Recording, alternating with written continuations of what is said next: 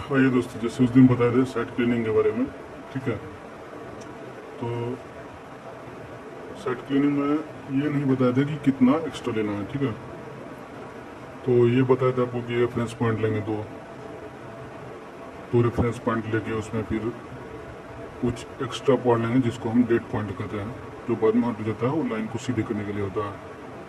उसके बाद फिर दूसरा पॉइंट बताए थे आपको कि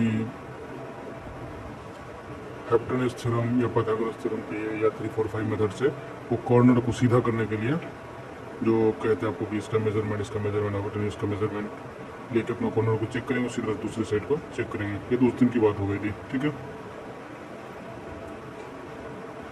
और उससे पहले साइड क्लीनिंग जो होता है चारों तरफ, साइड क्लीनिंग में 1-1 मीटर की डिस्टेंस एक्स्ट्रा करके लेंगे ताकि मेरा लाइनिंग सीधा हो पूरा। इधर भी ऐसे बढ़ाएंगे तो 1 मीटर इधर भी हो, इधर आएंगे इधर भी 1 मीटर अबाउ, ठीक है। क्यों? क्योंकि उससे मेरा लाइनिंग पूरा सीधा रहेगा, तो मेरा रूम टेरा टावर इस तरह से नहीं होगा। उसके बाद हम आ जाते हैं ग्रिड लाइन, ठीक है।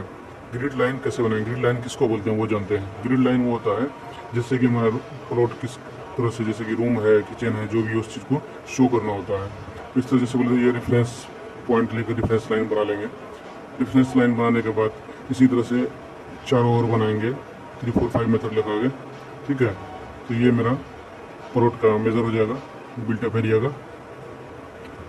और जब ये मेज़र हो जाएगा तो फिर जैसे मान लीजिए यहाँ अगर 10 mm का वॉल है तो 10 mm के वॉल पे से ग्रिड लाइन दे देंगे, इस तरह से ग्रिड लाइन दे देंगे, ठीक है। और इस तरह से ग्रिड लाइन दे देंगे जहाँ जहाँ पे जितना 5 mm है, 10 mm, जहाँ रूम है 10 बाई 10 का, उस तरह से ग्रिड लाइन, इसी को ग्रिड लाइन बोलते हैं। जो दोनों और जो एक्स एक्सिस और वाई एक्सिस की और जो लाइनिंग का, जैसे 5 इंची का वॉल है तो 5 इंची का लिए, 10 इंची का अगर इधर है तो 10 इंची का लिए, इस तरह से चारों तरफ ग्रिड लाइन लेते हैं, ठीक है। और इसमें एक बात का खास ख्याल रखा जाता है, जैसे अब ग्रिड लाइन लेआउट करने का, सेंटर लाइन लेआउट होगा, सेंटर लाइन लेआउट करने के बाद अब उसमें एक्सकावेशन करेंगे। मान लीजिए यहाँ पे कॉलम पड़ा, ठीक है। एक्सकावेशन करने के बाद मिट्टी गिर सकता है, कुछ भी हो सकता है। तो इसमें एक्सकावेशन में सबसे पहले ध्यान रखना कि जितना मेरा फुटिंग का जो लेंथ ब्रेथ होगा उसमें हमको 300 mm एक्स्ट्रा दोनों साइड से लेना है, ठीक है। 300 mm इस साइड भी, 300 mm इस साइड भी, 300 mm इस साइड भी, 300 mm इस साइड। 1.5 मीटर फुट तक अगर डेप्थ हो तो, उससे अब में होगा तो उसका अलग होता है। तो एक्सकावेशन करने के बाद हमारा चांस होता है कि फिर मिट्टी गिरने का, इस तरह से। इस वजह से इसमें हम लोग एक बनाते हैं क्या, बुर्जी, उसको बुर्जी बोलते हैं। बुर्जी क्या होता है? बुर्जी होता है जो ब्रिक वर्क करके जो एक कॉलम बनाया जाता है ब्रिक वर्क करके, ऊपर पे फिर मोटार से जो मोटार से उसको प्लास्टर कर दिया जाता है। उससे क्या होता है, जो मेरा एक ग्रिड लाइन जा रहा है, ग्रिड लाइन के यहाँ पे उस बुर्जी में एक सरिया डाल देते हैं चिन्ह पे। उस चिन्ह जो है उस जगह जो ग्रिड लाइन पड़ेगा वहाँ पे सरिया एक गाड़ देंगे, ताकि वो मेरा कल हो गई ये एक्सकावेट करने पर जो मिट्टी कहीं गिर जाए तो मेरा ये लाइनिंग खिसके ना, तो उससे मेरा क्या होगा, रूम टेरा टावर नहीं रहेगा, रूम मेरा सीधा रहेगा। उससे हमारा एरर बहुत कम आएगा, ठीक है। वरना देखते होंगे मिस्त्री लोग को कि ये सब कुछ नहीं देता है, कुट्टी गारा डायरे बना दिया, एक्सकावेट करके कॉलम करा के सब हटा पटा दिया। हटाने के बाद क्या होता है कि उसमें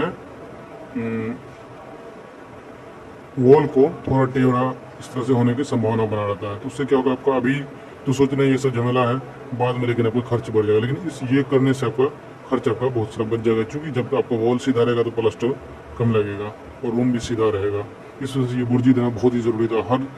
हर ग्रिड लाइन पे आपको एक एक बुर्जी बना देना। ब्रिक पर फिर बाद में ब्रिक यूज़ हो ही जाएगा। मोटर कितना यूज़ होगा, वो मोटर तो फिर थोड़ा बहुत बर्बाद होगा, लेकिन बाद के बर्बादी से पहले का ही थोड़ा बर्बाद करना बेहतर है। इसलिए बुर्जी बहुत ज़रूरी चीज़ होता है, ठीक है। Centre line layout, side cleaning कर लिए, सेंटर लाइन लेआउट कर लिए, एक्सकावेट कर लिए। उसके बाद फिर हम क्या किए, बुर्जी डाल दिए। और आज इतना ही सीखते हैं, इससे आगे फिर नेक्स्ट वीडियो में आएंगे। धन्यवाद।